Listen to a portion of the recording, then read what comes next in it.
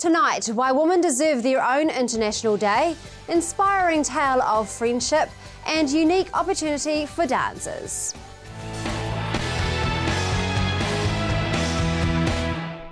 Kia ora and good evening. Welcome to Central News for Monday the 2nd of March. I'm Amanda Harper. A serious crash on the Kaimai at the intersection of State Highway 29 and McLaren Falls Road yesterday has police urging motorists to take extra care, checking the roads are clear before pulling out. Senior Sergeant Eddie Little says a slight lapse in judgment has serious consequences. For the sake of a second longer, check that the intersection is clear to pull out is very critical. A Nissan vehicle was pulling out of the intersection, turning towards Tauranga, when a Toyota utility vehicle travelling south up the Kaimai collided with them. The driver of the Nissan sustained serious injuries and was flown to Waikato Hospital. The other 3 passengers were treated for moderate injuries at Tauranga Hospital. The driver of the Toyota suffered minor injuries but walked away relatively unscathed. An emergency department doctor was one of the first on the scene and assisted with dealing with the injured. Traffic was subjected to serious delays on the Kaimai for a number of hours. Tauranga dance teacher Danny Miller wants to put Bay of Plenty dancers in the spotlight by giving them a taste of showbiz on stage at Disneyland. She is looking for at least 25 dancers aged 12 and over to take to Los Angeles for 2 weeks in the school holidays next year. She says the trip will give dancers the chance to further their careers and network with others who share the same passion. Danny is looking for multi-genre performers and says the dancers don't need to audition as long as they can keep up the high energy, they will be fine. She needs 25 dancers to commit. If you are interested, she'll be holding an information meeting at Arataki Community Centre on Wednesday night at 6:45. It's his first time competing in the Eves Triathlon Series, but Aidan Dunster has taken out the event after a first-place finish in yesterday's morning Coronation Classic. The 21-year-old completed the sprint distance of the Coronation Classic, which included a 750-metre swim in Pilot Bay, 16-kilometre bike around Mount Mauganui's industrial area, and 5-kilometre run from Coronation Park around Moau's base track and back. Aidan says he did all right. He did what he wanted to do, which was to have a hard run and win it. The event is part of the trio of triathlons attracting competitors throughout the Bay to compete in the sprint distance or super sprint distance of a 370-metre swim, 8-kilometre bike and 2.5-kilometre run. The university's Coastal Marine Field Station staff will lead a coastal bike ride with a difference as part of the Marine Station's annual open day on Saturday the 7th of March in Tauranga. The family-friendly bike ride is part of the National Sea Week and will follow trails around the harbour coastline and parts of Waikariao estuary. En route, the university's Professor Chris Battleshill will talk about the area's biodiversity and numerous ecological points of interest. Professor Battleshill says the open day activities are a chance to engage with the community about what's going on in our coastal environment and look at things from a different perspective. And now for our region's weather. Hamilton tomorrow will be fine spells with light winds, high of 25 and low of 14. The rest of the Waikato will be mostly the same. Matamata, your high is 23 with a low of 16. Paeroa, high of 25 and overnight low of 16 as well. Te Awamutu, 25 high and 14 low. Tokoroa, 22 high and 15 low. Tauranga will be cloudy periods with light winds, mainly from the northeast, a high of 24 and low of 18. For other parts of the Bay, cloudy periods as well and light winds from the northeast. Te Puke, your high is 22 and low of 17. And for the marine forecast, on the west coast, a variable 10 knots in most places, sea slight with a southeast swell. High tide is at 10:04 at night. East coast, a variable 10 knots in most places, sea slight with a northeast swell. High tide is at 6:49 p.m. Coming up, International Women's Day.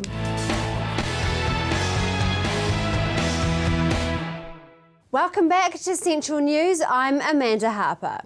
International Women's Day is on Sunday, March the 8th, and Free FM have joined other organisations to host a high tea event at the Hamilton Gardens.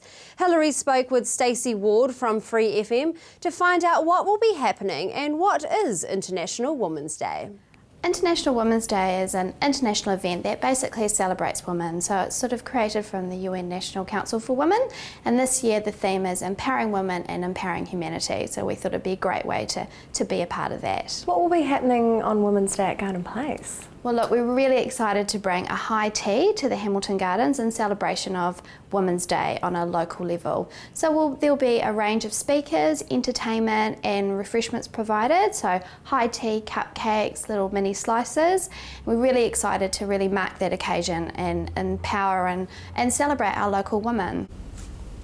Now you have Anna Stretton coming as guest speaker. We do. What yeah. should she be speaking about? Well, we're really excited to have Anna Stretton as part of it, and we wanted to celebrate not only her success in the fashion world but also her charity work. Last year she launched her RAW initiative, which is basically where she pairs up women getting ready to exit Women's Refuge with mentors to really help them move forward, and there's been so many success stories that we really wanted to make sure people were aware of it and give her a chance to really celebrate that. Who else will be in attendance? Well, we've been really fortunate to have a range of amazing speakers that really reflect the talent and breadth of amazing things that are happening within our region. So we'll have Fran McInnes, which is the founder and entrepreneur of Breastmates. So she was a at-home mum and founded a company, an online company, which is just doing so well. We'll also be having local artist Zena Elliott, and she does a lot of contemporary work and practices out at the Wānanga. Plus we'll have lots of performances as well from burlesque dancers, belly dancers and an up-and-coming young singer. So we're really happy that we're able to showcase and profile this local talent. And what are the outcomes you kind of hope to achieve? Well, first and foremost, we really just want to celebrate women on a local level, and what better way to do that than a high tea in Hamilton Gardens. So we feel it's really important that Hamilton just stands up and says, you know what, we've done a lot in the past for women's rights and we do look forward to the future as well, but let's just take a moment to reflect on what we've done and really celebrate local women. Do you think having a female mayor for Hamilton puts us a little bit ahead of the pack of women's rights? Yeah, you could take that view, definitely. I think we're probably on the minority having a female leader and a very successful one at that. And I think it's just a good chance to not only look at Hamilton but the greater Waikato area about all the achievements that women have made and really giving women a chance to celebrate that.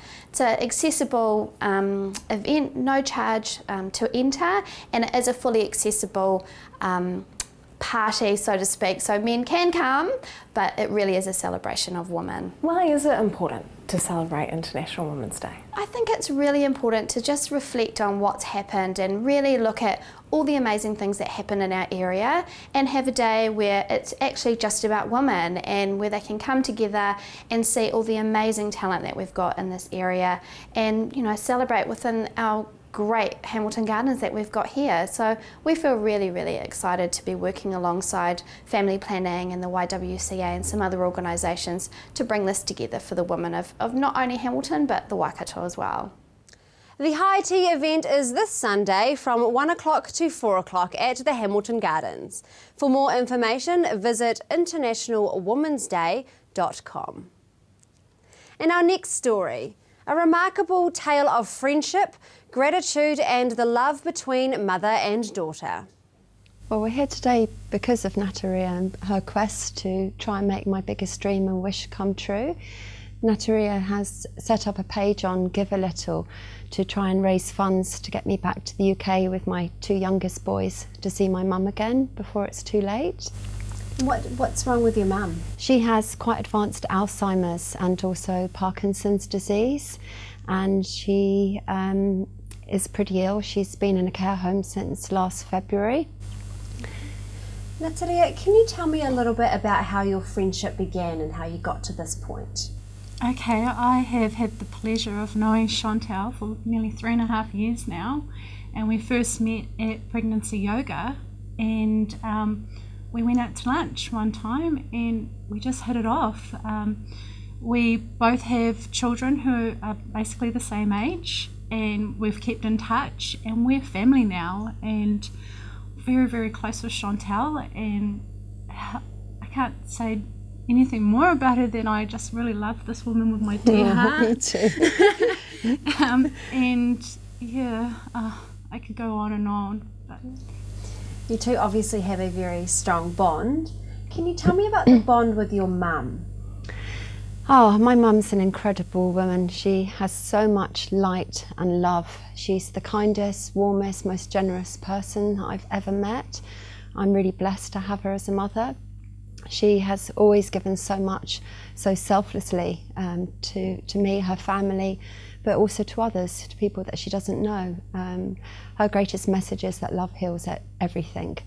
And that's what she's always endeavoured to do in every situation, to give so much love. She's been a huge inspiration in my life. We're incredibly close, we're like twin souls. And yeah, she's my best friend. And I miss her dearly and really wish I could be there for her like she's always been there for me, but that's not possible to live in the UK now. My children need their father. And I dearly wish to go back and spend some time with her before it's too late and she doesn't know who I am anymore. Now, Natalia, you can relate to this situation with your own mother. Can you tell us about that? yes, I admire Chantal and her mother's bond. And for me, it's the first time I've actually seen a bond like myself and my mother. My mother passed away in 2006, and I can't imagine not being there with her, especially during this tough time. And for me, there's no way that Chantal can't be there with her mum.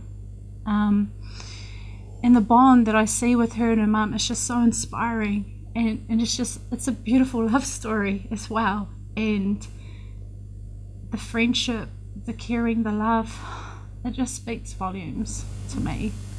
And how does that make you feel, Chantal? Oh, well, we really share the same heart. We're both blessed with having really deep connection and love with our mothers, and that's carried through us to our children. That we're holding that torch of light and light, love and light for our children. I'm extremely grateful to Natalia for her support and her encouragement and her motivation to do everything possible to make this happen. It's really opened up my heart. We'll be back with more after the break.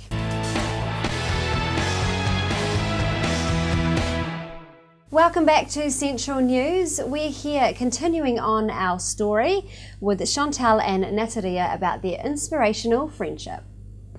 Chantal, can you just tell me in detail about the conditions that your mother suffers from?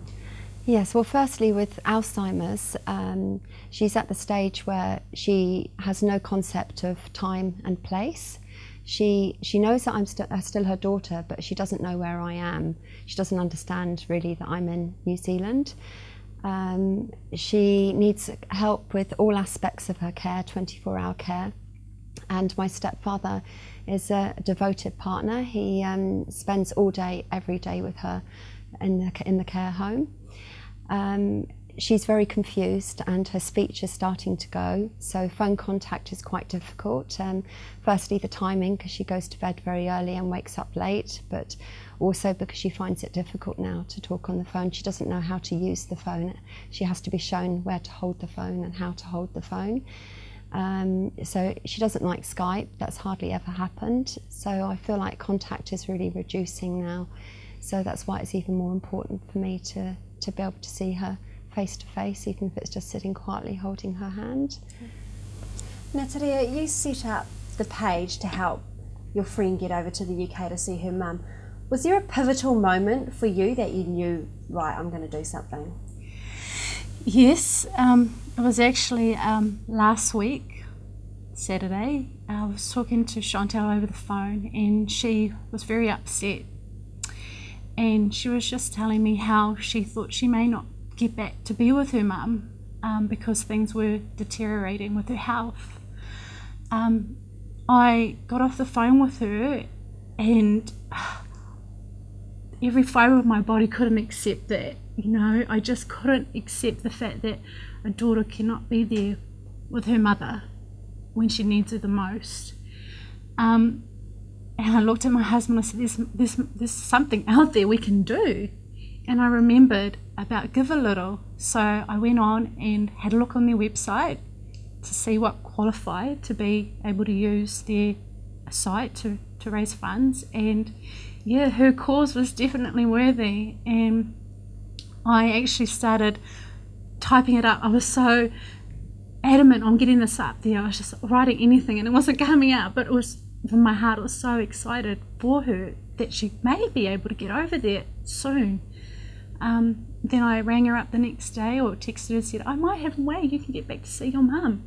I told her, and the words that came out of her mouth, I remember it like clear as day, was, thank you for bringing hope back into my life. And I couldn't be more happier that she was happy about this. So yeah, that was the motivation for me. Thank you. And how much do you need to raise to get you and your boys over there? Well, $8,000 is a realistic amount to cover all flights and all travel expenses and the cost of hiring a car. It's possible that my mother might be moving care homes, in which case it'd be quite difficult to access public transport. And also there's going to be times when I have to find family or friends to help look after the children, to spend time with mum, because she'll only be able to cope with short periods of time with my children. Yes. So to make the ease of that happening as well. Yeah. And how much has been raised so far? It's been up there a week. An incredible 1,845 it was this morning. Yeah. If you feel inspired to help, head to the Give a Little website. Every little bit helps. If you have antiques and would like to have them appraised, the Antiques and Collectibles Roadshow in Morrinsville might be your chance. We revisit the lovely ladies organising this event.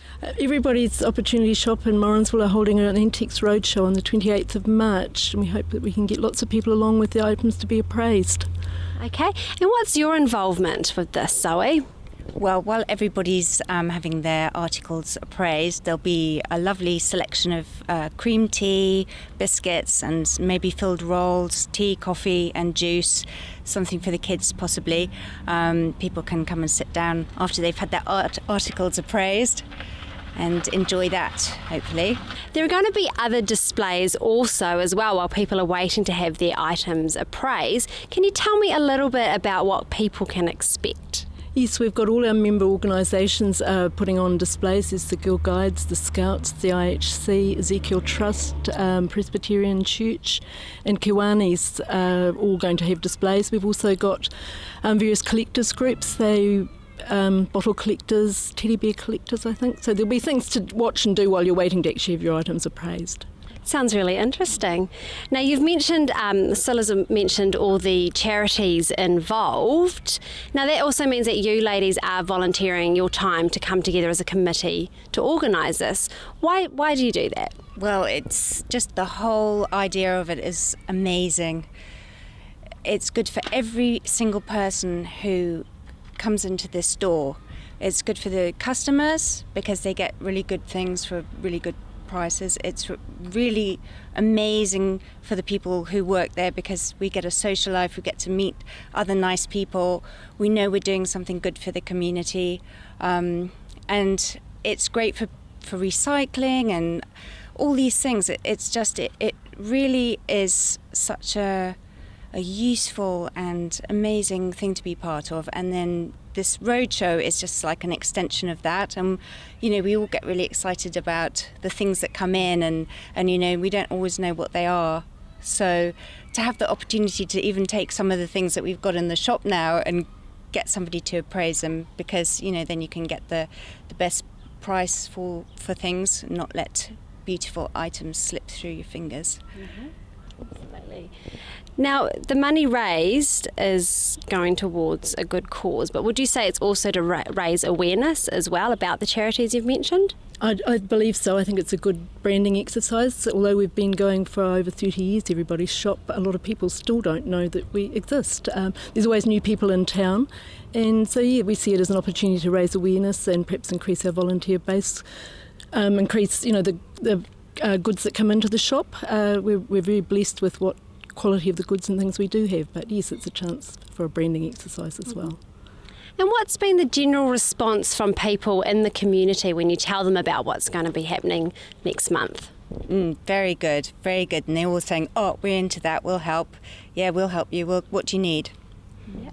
So just lastly, to finish it off, what day is it on and where is it? It's the 28th of March between 10 and 4 in the Knox Presbyterian Church Hall in Morrinsville.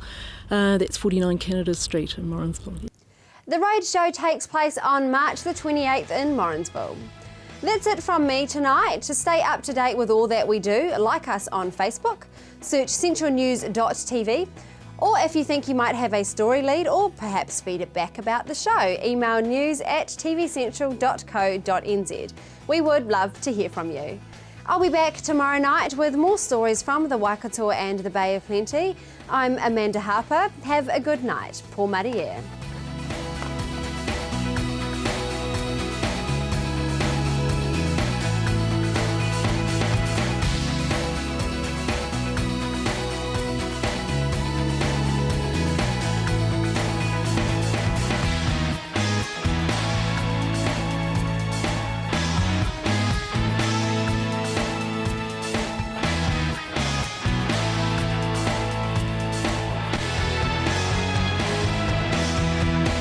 This has been an Alpha Media production, a division of Television Media Group. Supporting local content so you can see more of New Zealand on air.